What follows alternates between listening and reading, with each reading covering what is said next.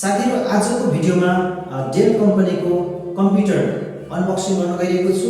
मैले बजारबाट कम्प्युटर किनेर ल्याइसकेको छु। अब म कम्प्युटर अनबक्सिङ गर्ने छु र फिट गर्ने छु हैन। यहाँनिर डेल कम्पनीको मैले कम्प्युटर लिएर आएको छु। अब यिनीलाई खोलेर म फिट गर्छु। नयाँ हुनुहुन्छ भने युट्युब च्यानल टेक्नकलाई सब्स्क्राइब गरी बेल दबाउनुस्। यो स्ट्यान्ड हाम्रो यो तार हो।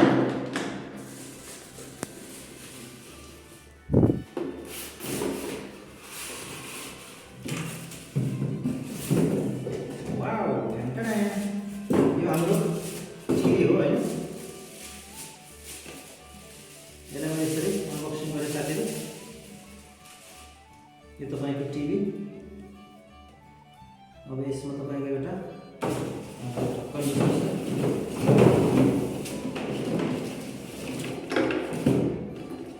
यो तपाईको चाहिँ ओडाल्ने माथामा यसरी ओडाल्ने हैन। अथवा तपाईको यसरी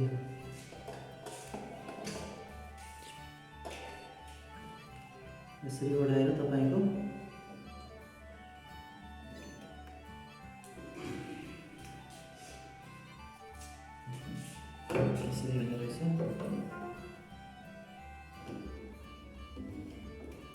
यसरी यो टिभी सेट भयो हैन। यसरी यो टिभी राखिन्छ।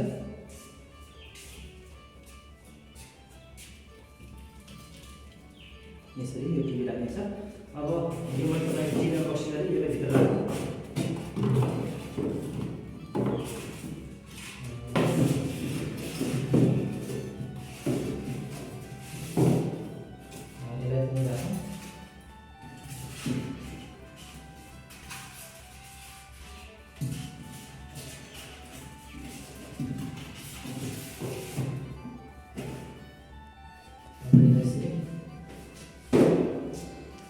र अब यो टिभीलाई हामी यतातिर राख्छौँ।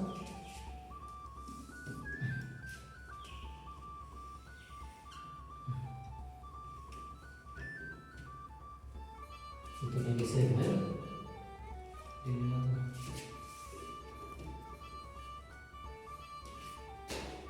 र हामी सीपीयू अनबक्सिङ गर्छौँ है।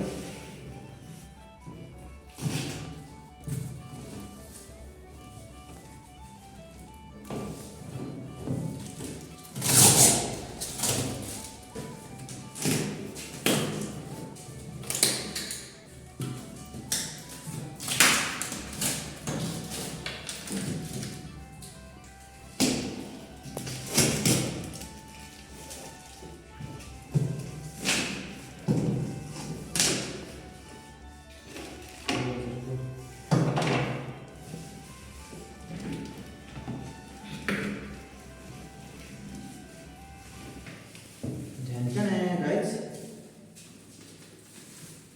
यो हाम्रो सीपीयू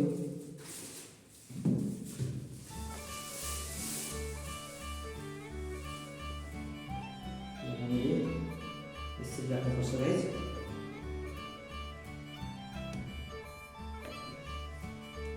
यो तपाईको सीपीयू हो हैन।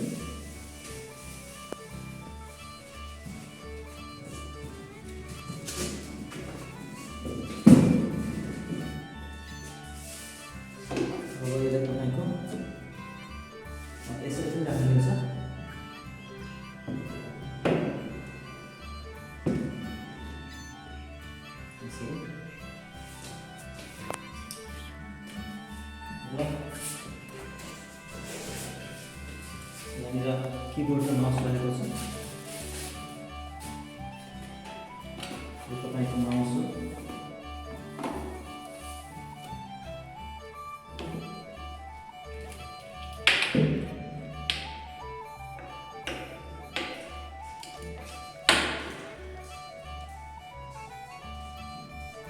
यो माउस सेट गरेर र यहाँनिर तपाईको कीबोर्ड रहेको छ।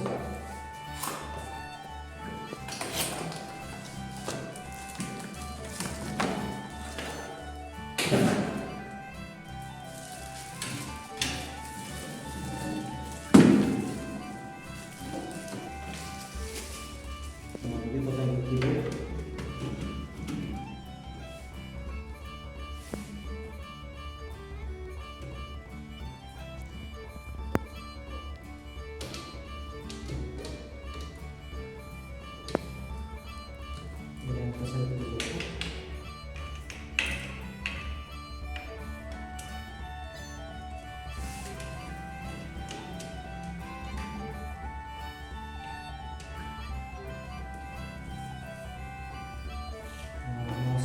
पछाडि नै जोड्नु माउस ठिक छ भने अगाडि माउस पछाडि गर्दाखेरि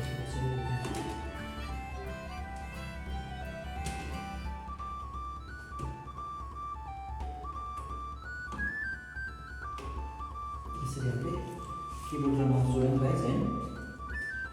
अब हामी यो तार जोड्छौँ।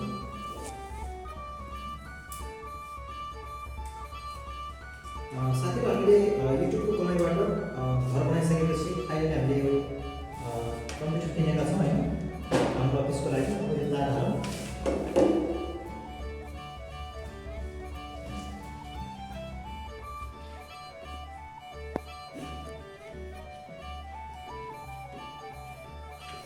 तार हाल्छौँ। अब यो टिभीको पनि हामी तार हाल्छौँ।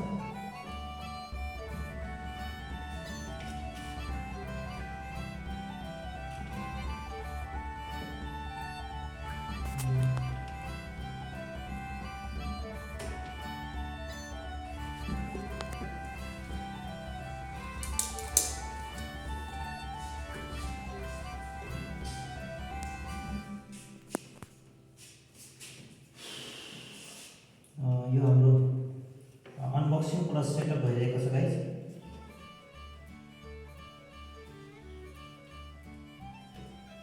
र अब हामी यो टिभीमा जोड्छौँ।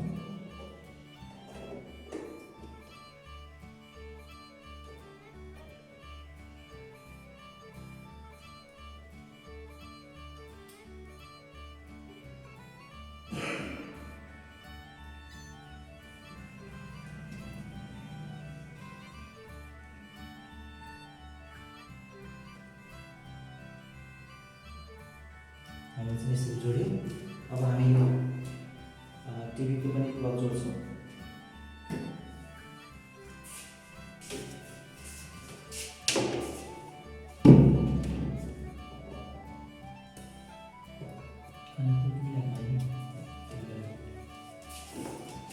अब यो तपाईँको यो टिभीको भयो, यो सिडीको भयो, यो बसेको छैन जस्तो पनि लाग्यो। मल्टिप्लग जोड्छौँ।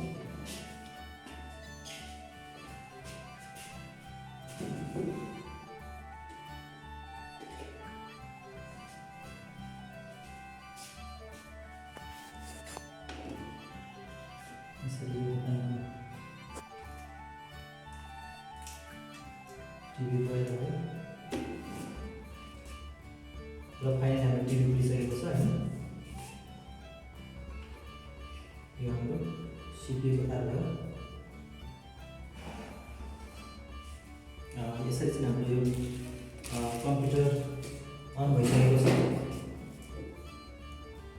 अन भइरहेको छ हैन।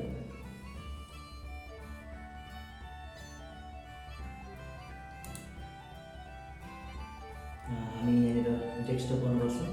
सिपी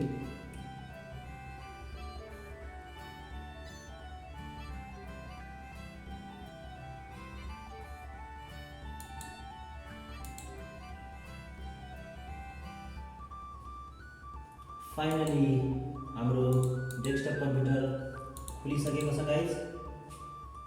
हामीले डेल कम्पनीको कम्प्युटर 31,500 मा 4th generation i5 500 GB memory र 4 GB ऱ्यामको साथमा किनेर ल्याएका छौँ। कस्तो लाग्यो आजको भिडियो मन पऱ्यो भने लाइक कमेन्ट सेयर गरी सब्सक्राइब गर्नुहोस्।